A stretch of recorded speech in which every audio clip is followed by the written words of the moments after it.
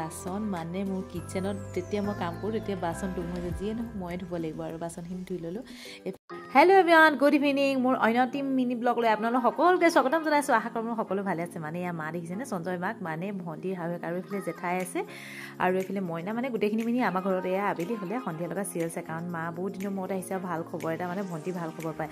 সকলো আপোনালোকৰ পিছত কৈ আছোঁ আৰু তাৰ লগতে আৰু গধূলিও আহিলে, যিহেতু এতিয়া ভাতৰ যোগাৰ কৰিবলৈ হৈ গ'ল। এইফালে সৰিয়হ তিয়াই থৈছিলোঁ। আজি মানে বনাম মাছৰ আৰু সৰিয়হৰ তৰকাৰী, কাৰণ মা আৰু জেঠাই মাংস নাখায়। আমাৰ ঘৰৰ সকলোৱে খাওঁ, কিন্তু আজি বনাম মাছ। আৰু এইফালে মানে দেখিছে বিলাহীখিনি পেষ্ট বনাই লৈছোঁ, আদা নহৰু, এইফালে আছে পিঁয়াজ। মই আকৌ পিঁয়াজখিনি এনেকৈ কাটোঁ, মাছ হওক মাংসত পনীৰ দিবলৈ এনেকৈ কাটোঁ। আৰু মই এতিয়া বগা সৰিয়হখিনি মানে মিক্সিত পেষ্ট বনাই লৈছোঁ ধুনীয়াকৈ। আৰু দেখিছেনে, মানে ইমান মই ভালদৰে বনাব নাজানো, কি হয় নাজানো, আৰু ভাবিলোঁ ভিডিঅ'টো আপোনালোকৰ লগত শ্বেয়াৰ কৰোঁ। আৰু এইখিনি সকলো মই বস্তু যোগাৰ কৰি ল'লোঁ। আৰু এইফালে দালি ঔটেঙা বনাইছোঁ। মানে এতিয়া ঔটেঙাৰ গোন্ধটো বহুত বেছি ধুনীয়া আৰু খাবলৈ বহুত ভাল লাগে, কাৰণ কেঁহাটো ইমান নাই, সেইটো কাৰণে দালি আৰু ঔটেঙা বনাইছোঁ। আৰু বেছি আইটেম নাই, 2-3খন বনাইছোঁ। আৰু এইফালে পাঁচফোৰণ কেইটামান দি দিছোঁ। আৰু মই ধুনীয়াকৈ পিঁয়াজখিনি অকণমান ভাজি লওঁ।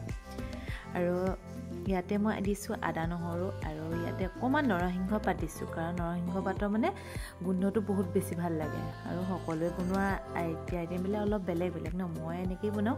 আৰু মছলা অকণমান দিছোঁ, কাৰণ মছলাটো মই বেছি নিদিওঁ, কমকৈ দিছোঁ। মানে কি বেছি মছলা খোৱাও বৰ ভাল নহয়, সেইটো কাৰণে অকণমান গোন্ধটোৰ কাৰণে অকণমান দিছোঁ। আৰু পিঁয়াজখিনি মানে অকণমান এনেকৈ লৰাই লৈছোঁ আৰু ধুনীয়াকৈ। আৰু বিলাহীখিনি ইয়াতে মই দি দিছোঁ, মানে অকণমান চয়া চচ দি দিছোঁ, কাৰণ কালাৰটোৰ কাৰণে দিছোঁ চয়া চচটো। আৰু সৰিয়হখিনি যেতিয়া দি দিয়া হয় মানে বগা নিচিনা হৈ যায়, সেইটো কাৰণে মই অকণমান কালাৰ উঠিবৰ কাৰণে এইটো চয়া চচ অকণ দি দিছোঁ। কি হয় নাজানো, মানে ইমান আইডিয়া নাই বনোৱাত, তথাপিতো আৰু এনেকৈ বনাইছোঁ। কি হ'ব আৰু দেই, খাবলৈ কেনেকুৱা হৈ যায়। আৰু এতিয়া সৰিয়হখিনি মই ধুনীয়াকৈ দি দিছোঁ, আৰু ধুনীয়াকৈ এনেকৈ লৰাই আৰু মানে ইয়াতে অকণমান পানী দি দিওঁ। আৰু মানে কি হয়, মই বাতিটো আওখালি পিনি পানী দিওঁ আকৌ দেই। মই কি হয়, তাতো অলপ ছাইডত লাগি থাকে ন, লোকচান নকৰোঁ মানে, সেইটো কাৰণে এনেকৈ আওখালি পিনি ইয়াতে দি দিছোঁ। আৰু ধুনীয়াকৈ যেতিয়া অকণমান মানে মই এতিয়া ঢাক মাৰি দিম, অকণমান উতল অহাৰ পাছত মানে মাছখিনি দিম। মানে নিমখটো অলপ দি দিছোঁ, কাৰণ নিমখটো মানে পিছত দিম বুলি ক'লে মোৰ থাকি যায় হয়, কেতিয়াবা নিমখেই দি নাপাওঁ। আৰু এতিয়া অকণমান পানী দি পিনি মই মাছ দি দিছোঁ, আৰু মাছখিনি ধুনীয়াকৈ এনেকৈ দি দিছোঁ। আৰু এতিয়া ঢাক মাৰি দিম।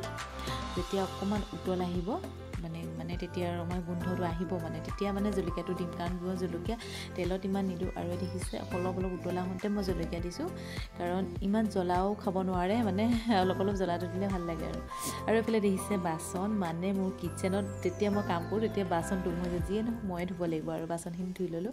এইফালে মানে বাঁহৰ আগ বইল কৰি থোৱা আছিলে, আৰু এইফালে বাঁহ গাজটো দেখিছে কি ধুনীয়াকৈ একদম এতিয়া খাবলৈ বহুত ভাল আছে, কুমলীয়া।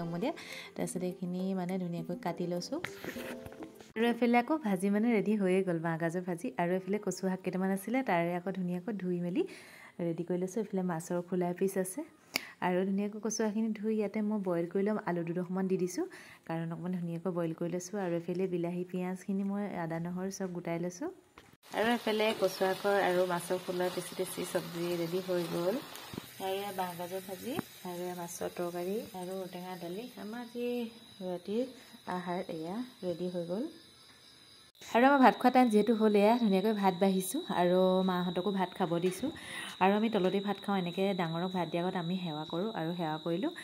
আৰু আজি ভিডিঅ'টো ইমানে আছিলে। যদি ভাল পালে চাই, তেতিয়াহ'লে মোৰ ফেচবুক পেজটো ফ'ল' কৰি দিব, আৰু দীপলিনা MS ইউটিউব চেনেলটো ছাবস্ক্ৰাইব কৰি দিব। আজিলৈ বাই বাই।